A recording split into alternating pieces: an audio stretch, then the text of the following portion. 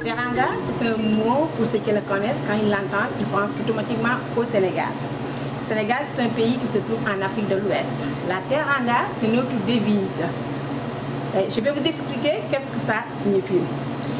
Parce qu'au Sénégal, la teranga est liée à notre culture.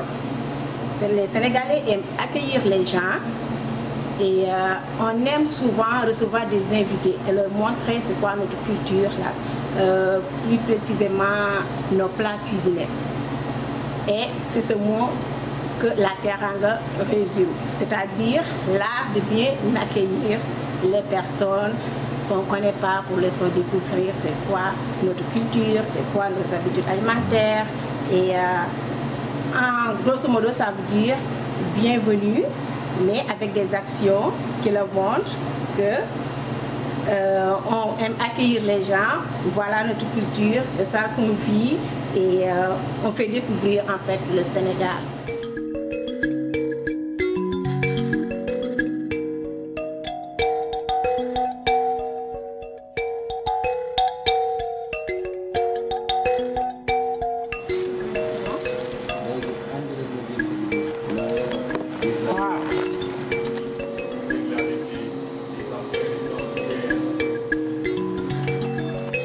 Je suis arrivée au Québec en 2006. Mais avant, je suis passée un peu en France. C'est là que j'ai fait mes études de commerce. Vous allez comprendre plutôt pourquoi on est dans le commerce. C'est là que j'ai fait mes études de commerce international. Et j'ai eu l'idée de créer une entreprise. Au début, je voyais les produits sénégalais qui me manquaient un peu. Donc là, j'ai décidé de créer la teranga.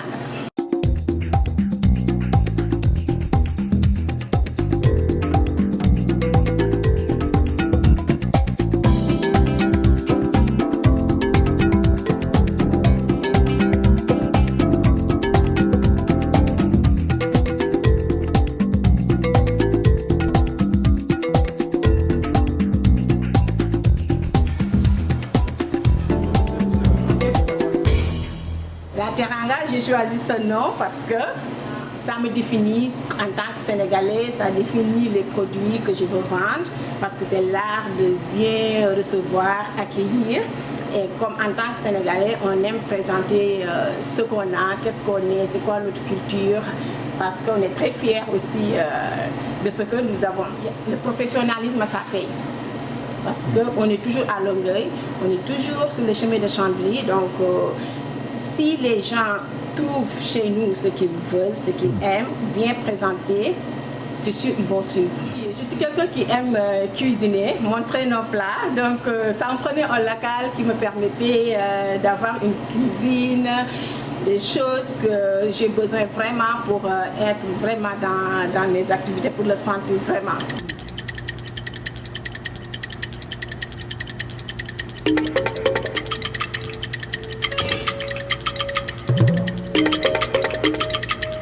On a notre plat qui s'appelle le thiéboudienne. En fait, quand les gens l'appellent le riz sénégalais, parce que c'est vraiment la spécialité sénégalaise. Thiéboudienne, c'est du riz au poisson. Dien, c'est poisson. Donc on dit riz au poisson, thiéboudienne.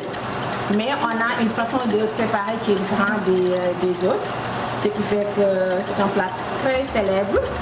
Ça, presque tous les jours ou bien tous les 2 jours, je prépare parce que c'est le plat le plus demandé. C'est le plus compliqué aussi à préparer. Souvent, on utilise du riz cassé.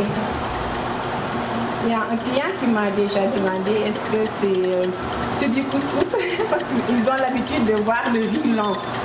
Mais nous, on le fait avec le riz cassé, avec des légumes que vous voyez ici et du poisson.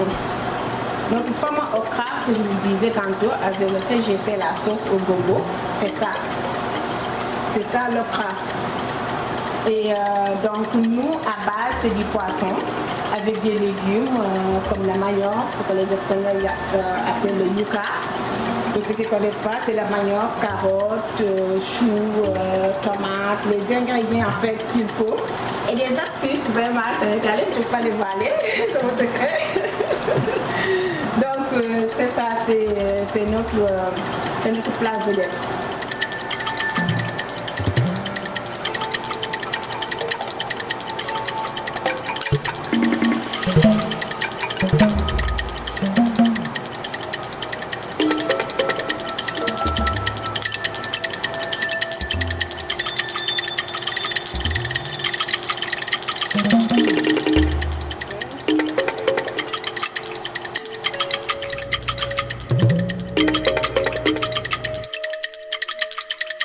J'aimerais aussi vous présenter, toujours parmi nos plats cuisinés, le fataya.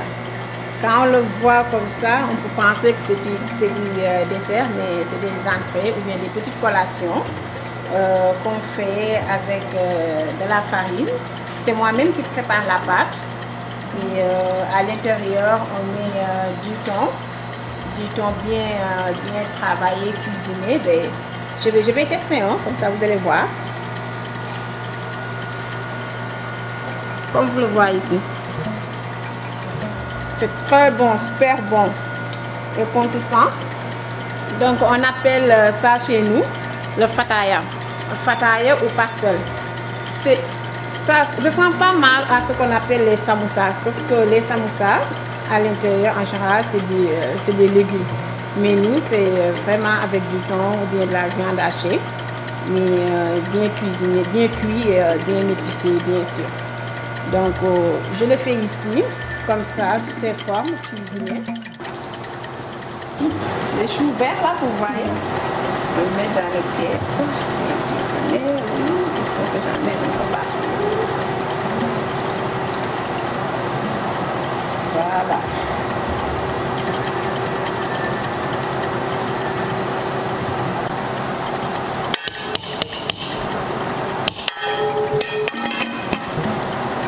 Que je vais mettre dessus.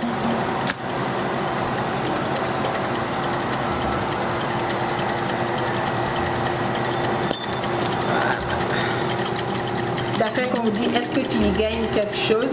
Mais moi, c'est la qualité d'abord et la qualité et le goût, ça compte beaucoup pour moi.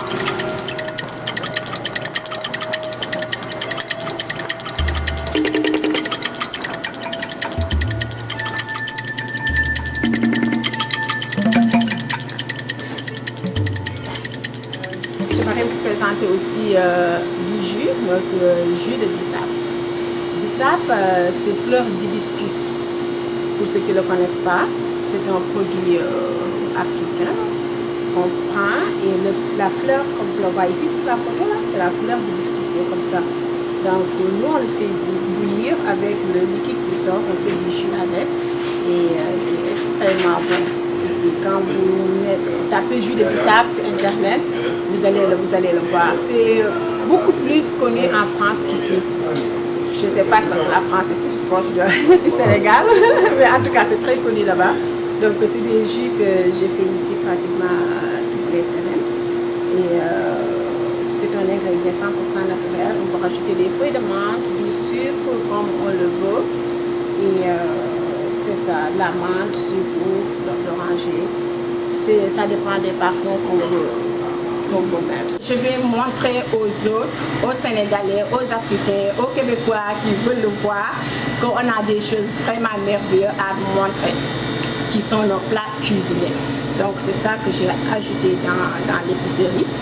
Donc en arrière, j'ai une cuisine, on fait des plats cuisinés avec des produits 100% naturels parce que en venant ici, on s'est rendu compte qu'en Afrique, on a tout à manger bio.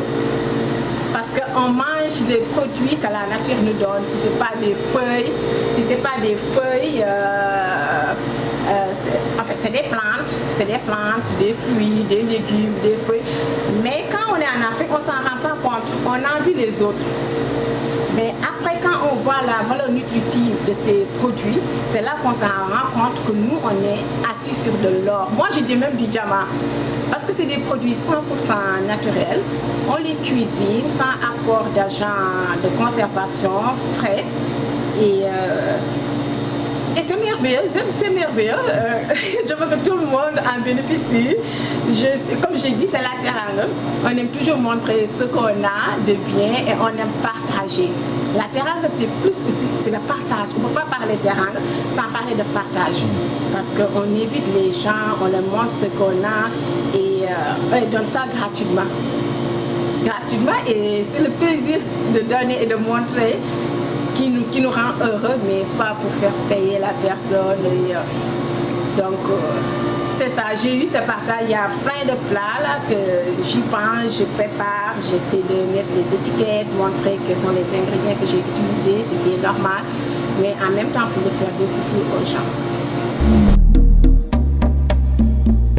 Nous vous remercions d'abord d'être venus nous voir. Mais on a plein de choses à vous faire découvrir qu'on ne peut pas expliquer dans une présentation ou dans une journée.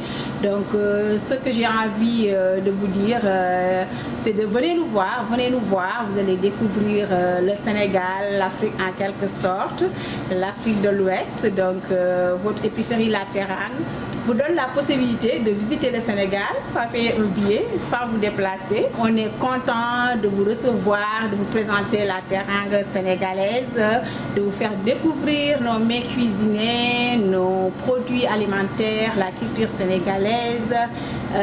Ça nous fera vraiment plaisir de vous montrer tout ce qui est positif pour le Sénégal, notre soleil, notre esprit positif. On est ravis de vous présenter Épicerie La Teranga.